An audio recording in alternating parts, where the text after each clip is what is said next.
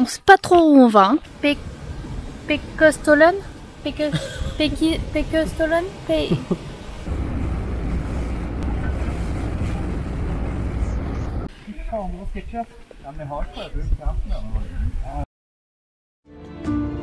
Bienvenue dans cette Volvo Odyssée, un voyage épique où nous prenons la route vers la Suède, berceau de notre Volvo, qui depuis 40 ans traverse le temps.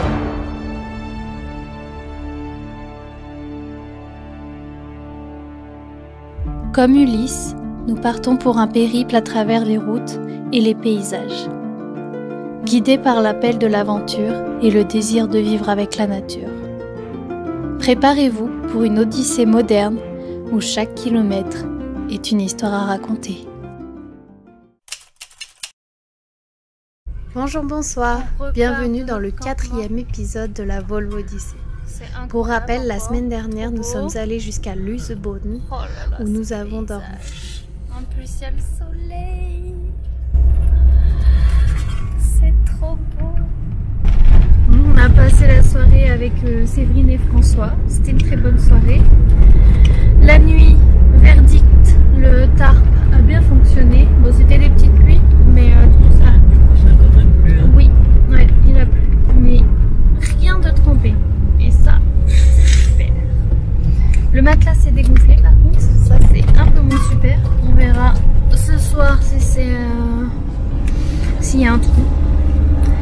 Et si c'est le cas, bah ça se fait pas. Ouais. C'est tout. On a oublié la colle. Ouais, on n'a pas de colle. Elle est dans l'express à la maison. Très utile. Objectif du jour. Trouver une douche. D'après Séverine et François, il y a des douches gratuites sur le bord de la route. Donc on va chercher ça. Ils nous ont donné une application pour trouver. C'est mapi.cz. C'est en gros une carte hygiène pour toute l'Europe.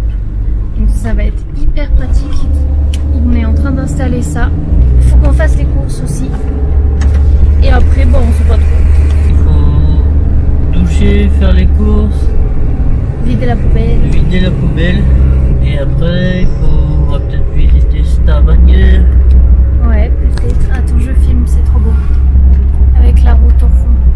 Puis on va se poser avant la randonnée de demain matin. Et mais du coup, on prend un petit ferry ce soir, aujourd'hui normalement. Ouais. Pour traverser entre Lauvik et Oanes.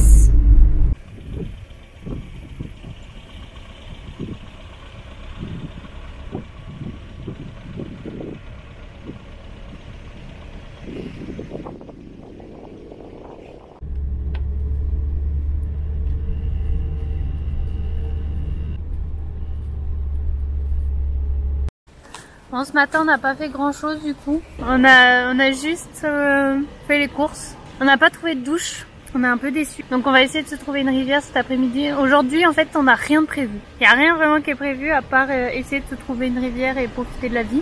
Et du coup, on a fait les courses et on mange burger. On a acheté des poulets frits et après, avec ce qu'on avait, on s'est fait un burger. Yeah. Par contre, les courses en Norvège, ça fait mal. Là, on a fait des bonnes courses quand même pour bien 2-3 jours. Bien 2-3 jours et on en a eu pour 90 €. Et ça, c'est violent. Et puis demain, on a prévu de faire le Pekostollen. Pekostollen. C'est quoi déjà? Pekistollen. Le Preikestolen. Preikestolen. Je ne sais pas comment ça se dit. Bon, c'est pas grave. Et le parking, il coûte 20 €. Allez, hop, encore de l'argent.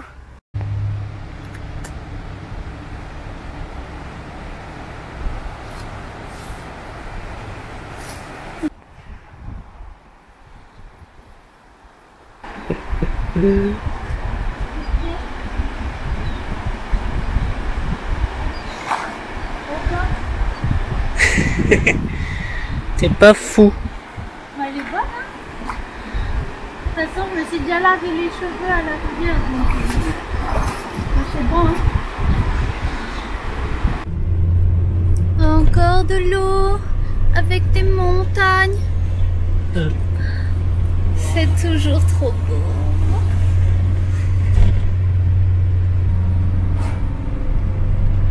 Trop de ouf ces routes. Bon, du coup, on va faire Preikestolen. Là, je l'ai. Preikestolen. Ce soir, on part à 19 h. On va le faire avec nos amis Séverine et François. À 19 h, comme ça, on sera là-haut à 21 h. Normalement, même un peu avant.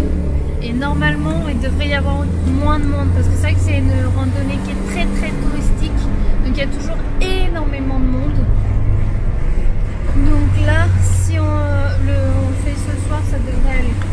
On le fait ce soir parce qu'on nous a dit que demain, il faisait pas très beau. On n'a pas vérifié, mais... Ouais. Là, il fait beau, il fait bon. Franchement, je pense qu'on aura de bonnes conditions. Et le soir, j'ai vu sur des sites, sur des blogs français et tout ça, où ils disent qu'il y a moins de monde. Donc, pourquoi pas. On verra comment c'est. Puis s'il y a trop de monde, il y a trop de monde, tant pis. Faire la route en Norvège, c'est tomber sur ça. Voilà. Il n'y a pas de mots en fait.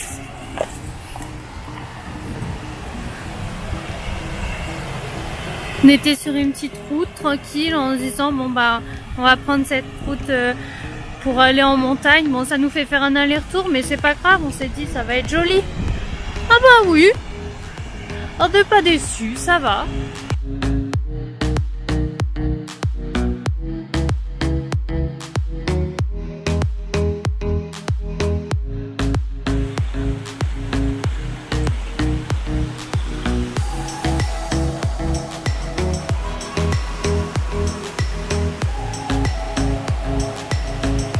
Au milieu d'une mer de cailloux. Que des cailloux.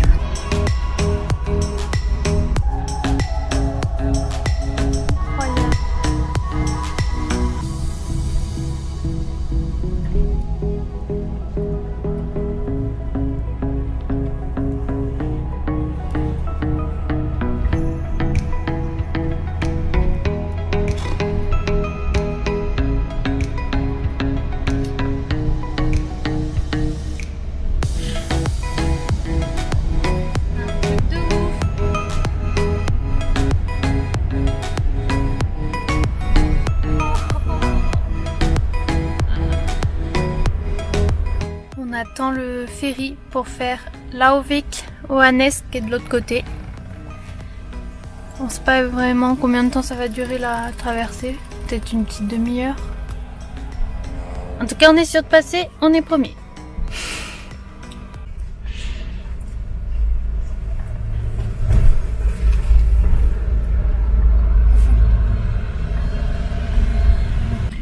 Du coup, on va rien voir.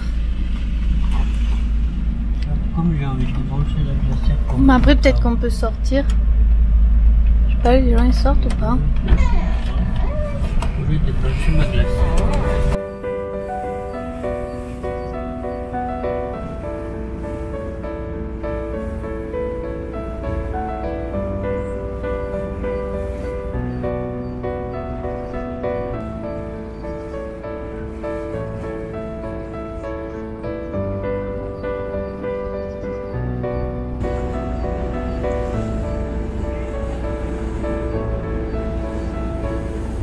Voilà, la traversée est faite. On a mis 10 minutes. Hyper rapide. Ouais. Et on a payé à peu près 25 €, je crois. C'était chouette en tout cas. Surplombant les eaux bleues du Lysefjord, Preikestolen est l'une des formations rocheuses les plus spectaculaires de Norvège. Perchée à 604 mètres d'altitude, cette falaise imposante attire des milliers d'aventuriers chaque année. Pour atteindre Preikestolen, il faut emprunter un sentier d'environ 8 km aller-retour, à travers forêts verdoyantes, marécages mystérieux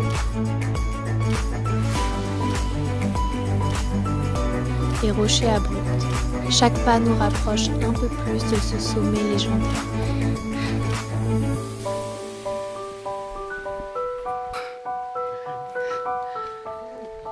La montée est exigeante, mais à mesure que l'on s'élève, la vue se dévoile, de plus en plus majestueuse.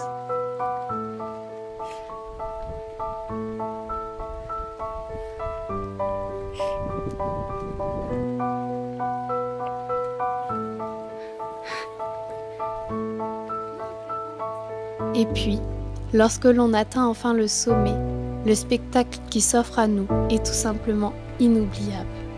On arrive au bout. Il y a déjà le vide. Et c'est juste là-bas. Waouh! Là on a les prémices avec une première grande falaise. Il reste que quelques mètres.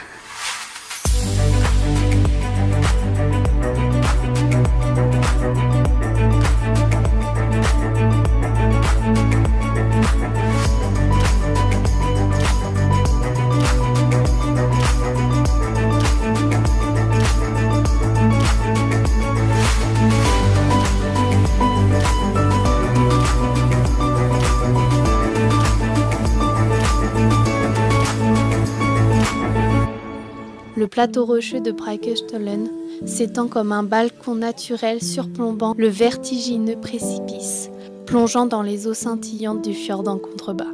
Les montagnes environnantes et les nuages flottant juste au-dessus composent un panorama à couper le souffle. C'est un endroit où le temps semble suspendu, où l'on ressent pleinement la puissance de la nature. Ici, on se sent à la fois minuscule et privilégié face à cette immensité impressionnante. Une expérience gravée à jamais dans nos mémoires. 22 h, on repart, il n'y avait presque plus personne sur le spot. Le soleil se couche.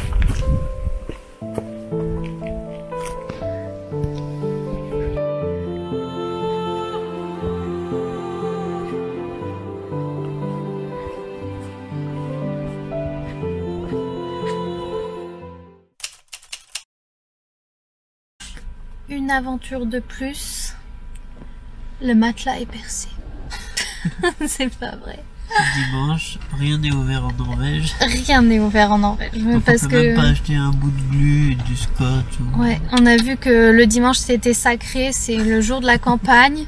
Et du coup, tous les commerces sont fermés. Il n'y a que quelques petits commerces de stations qui peuvent être ouverts. Mais bon, ils vendent un peu à manger, quoi, c'est tout. Du coup, eh ben, va falloir trouver une solution pour encore dormir sur le sol, c'est ça? Pour essayer de mieux dormir. On a du scotch dans une trousse pour les pansements. On va voir si on n'arriverait pas à faire un petit truc, un petit rafistolage pour aujourd'hui, enfin pour cette nuit. Et demain, aller dans un magasin pour acheter de la rustine.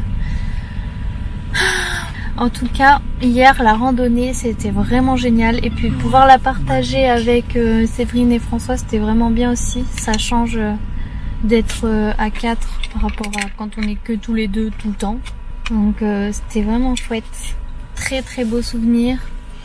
Là-haut, c'était magnifique. On est arrivé au bon moment où il n'y avait pas grand monde. On avait une belle lumière. Trop, trop cool. Et là, on attend pour un ferry direction Nesvik. Mais il y a une queue de fou, donc je ne sais pas quand est-ce qu'on passera. Et pour l'instant, on nous a rien dit. On va voir.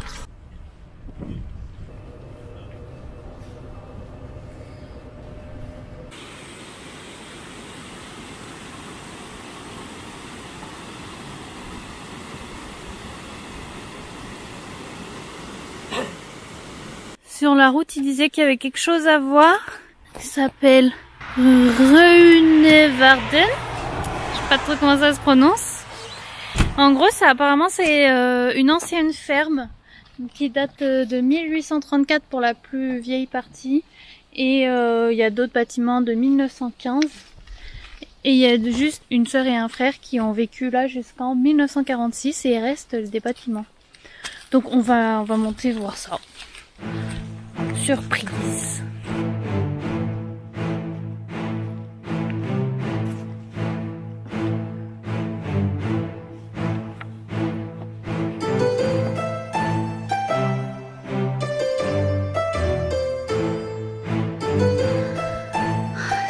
joli. En plus, on a encore une belle vue, évidemment. Røynevorden, niché dans les montagnes norvégiennes, est un village ancien qui semble figé dans le temps. Ces maisons en bois, aux toits végétalisés, témoignent de la vie rurale d'autrefois, où les habitants vivaient en harmonie avec la nature. Se promener à travers ces bâtisses, c'est voyager dans le passé, découvrir un mode de vie simple, régi par les saisons et le travail de la terre. Chaque chalet, chaque sentier raconte l'histoire des générations qui ont façonné ce monde. Røynevorden n'est pas qu'un village, c'est un morceau de patrimoine vivant, une fenêtre ouverte sur la Norvège d'autrefois.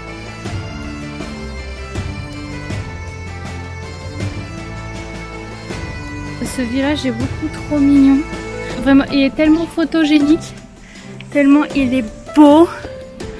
On peut même voir l'intérieur des cabanes, des petites maisons. Et c'est beau, c'est encore comme à l'ancienne. Donc j'imagine qu'ils ont fait exprès. Je vais montrer ça. Je vais essayer en tout cas. Parce qu'on peut pas rentrer dedans évidemment. Je sais pas si on va voir. Là on voit, il y a un petit bureau, un lit. Vraiment. Enfin, juste là, l'image que je vois dans la caméra, ça m'émeut tellement c'est beau.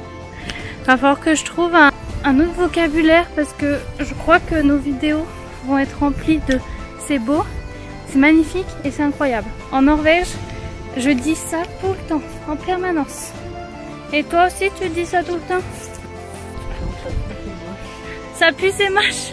C'est moche, j'aime pas le bois et voilà, j'aime pas, c'est moche, c'est vieux, moi j'aime que le moderne et le ciré là et le, je sais pas quoi là, le marbre et tout ça. Ah. Là encore ce soir, c'est nickel. Enfin à l'abri de la pluie, le confort absolu. Ah ouais, carrément. C'est mignon. C'est décidé, c'est ma nouvelle maison ici. Je reste ici à vie. Imagine c'est ton village. Ah ouais, trop bien. La maison du milieu principal. Après voilà, des rangements. Indépendance. On fait un grand garage là. Tout neuf en bois. Tout neuf en bois. Ah, une vue là, depuis ton village. On est bien. On est allé faire le plein dans une petite station de village. Oh punaise. Oh. Attendez. Attendez en fait. Oh. Oui, ils ont peut-être déjà commencé à le remplir parce que c'est vide justement, donc il y avait déjà de l'eau là.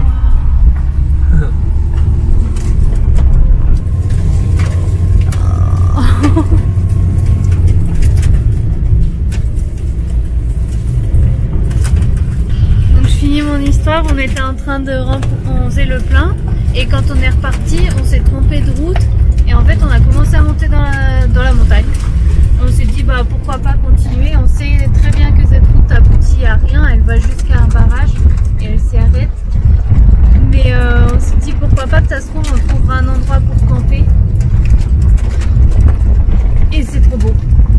En fait c'est trop beau. Voilà. C'est grandiose. J'ai trouvé un autre mot. Non je crois pas.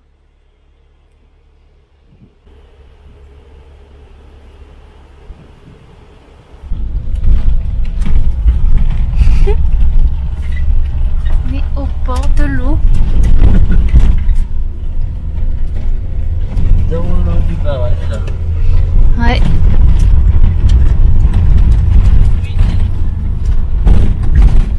Dans tous les trous. Et là, ça s'arrête. Là, on y va plus. Du bonsoir. Alors là, on va juste tremper les roues. Stop, t'es ouf. T'es ouf. Aïe! Aïe. Ça trempe pas là. Arrête. Ça trempe. Et voilà, au bout de la route. Vraiment au bout du bout. C'est trop fou. C'est fou comme juste un hasard où on se trompe de route. On se dit bah pourquoi pas continuer pour voir. Et on se retrouve dans ce paysage. Bon ça caille, hein, on va pas dormir ici. Hein. Là on est vraiment proche même de la neige. Il y a de la neige juste là. Et on pourrait la toucher. Enfin, on est passé à côté d'ailleurs de néver vraiment en roulant. Donc voilà, là je vous laisse imaginer le froid. Mais le paysage. Le froid mais le paysage.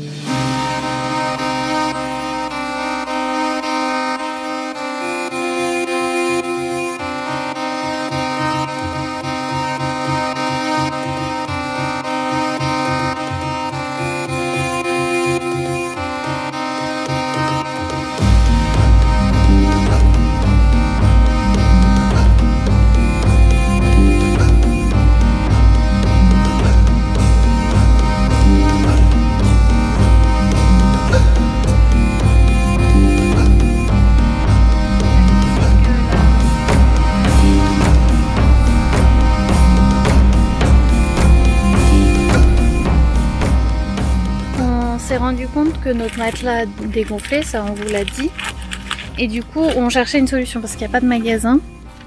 Et la solution qu'on a trouvée quand on avait acheté une voiture en Slovaquie, on vous expliquera peut-être un jour pourquoi, il y avait ça dedans et du coup on l'emmène toujours parce que c'est une trousse en fait de premier secours. Il y a un peu de tout, il y a des compresses, il y a des ciseaux, des petits ciseaux, des trucs comme ça, et un peu de scotch pour accrocher les compresses. Et donc on s'est dit, on sait pas trop où on va. Hein. Merci d'avoir regardé cette vidéo. Dites-nous en commentaire comment on va faire pour réparer notre matelas selon vous. Petit indice, on va essayer d'utiliser la nature en dehors du scotch. Aimez la vidéo si elle vous a plu et on vous dit à dans 2 semaines pour la suite de la Volvo Odyssey. Salut.